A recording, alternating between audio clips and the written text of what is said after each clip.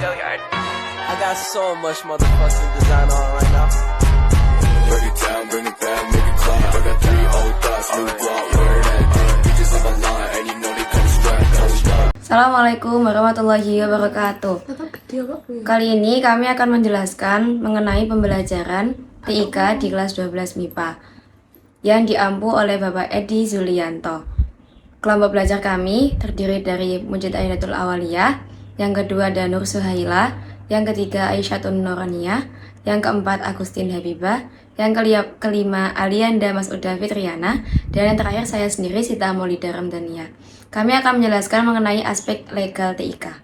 Aspek legal TIK mengenai yang pertama, aspek dalam penggunaan data, yang kedua, aspek dalam penggunaan privasi, yang ketiga, aspek dalam penggunaan informasi. Penggunaan informasi ini dibagi menjadi dua, yaitu peningkatan keamanan dengan teknologi dan peningkatan keamanan administratif.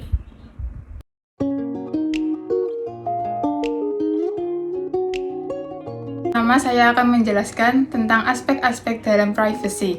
Privacy merupakan usaha untuk menjaga informasi dari orang yang tidak berhak untuk mengakses informasi tersebut, maupun yang mengarah pada data-data yang bersifat rahasia. TIK menjadikan dunia tidak terbatas sehingga menimbulkan permasalahan terhadap privasi seseorang. Solusi untuk mengatasi permasalahan privasi bisa dengan metode kriptograf atau enskripsi dan deskripsi. Aspek privasi dibagi menjadi dua. Aspek privasi mendasar meliputi persoalan yang menjadi perhatian, keleluasaan pribadi berupa data atau atribut pribadi. Implikasi sosial meliputi gangguan spamming. Aspek privasi universal meliputi penyebaran informasi harus dibatasi berdasarkan tujuannya. Penggangguan informasi pribadi untuk tujuan bisnis harus konfirmasi kepada pengguna. Informasi tidak boleh dibagikan selain dari tujuan semula.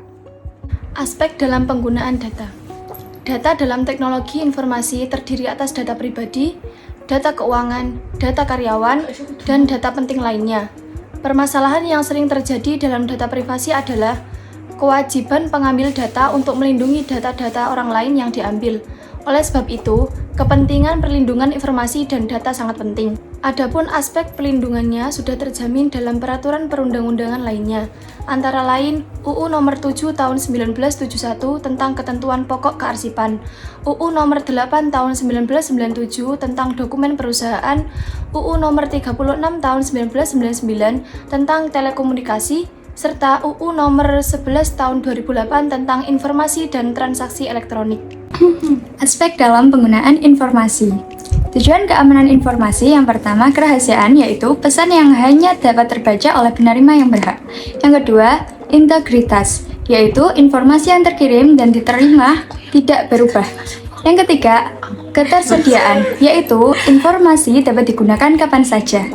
Selanjutnya, jenis ancaman terhadap informasi. 1. Logika, contoh cracking, virus, komputer, dan lain-lain. Yang kedua, administrasi seperti penggandaan data yang berlebihan. Yang ketiga, fisik, contohnya pencurian data atau informasi, pencurian alat, penyadapan, dan lain-lain. Aspek keamanan informasi ada dua, yaitu peningkatan keamanan administratif, dapat menanamkan metode penanganan administratif dalam bentuk IT, compliance, kebijakan keamanan informasi, pedoman keamanan informasi. Peningkatan keamanan dengan teknologi. Yang pertama, jenis teknologi deteksi, IDS, antivirus, IPS. Yang kedua, beberapa contoh teknologi pencegah, kriptograf, one-time password, firewalls, alat penganalisis. Yang ketiga, teknologi terintegrasi yang digunakan untuk mengamankan dan melindungi data end user dibagi menjadi ISM dan IRM. ISM sebagai sistem yang mengatur, mengontrol, dan mengoperasikan solusi keamanan informasi. Demikian penjelasan dari kelompok kami. Terima kasih telah menonton. See you in the next video.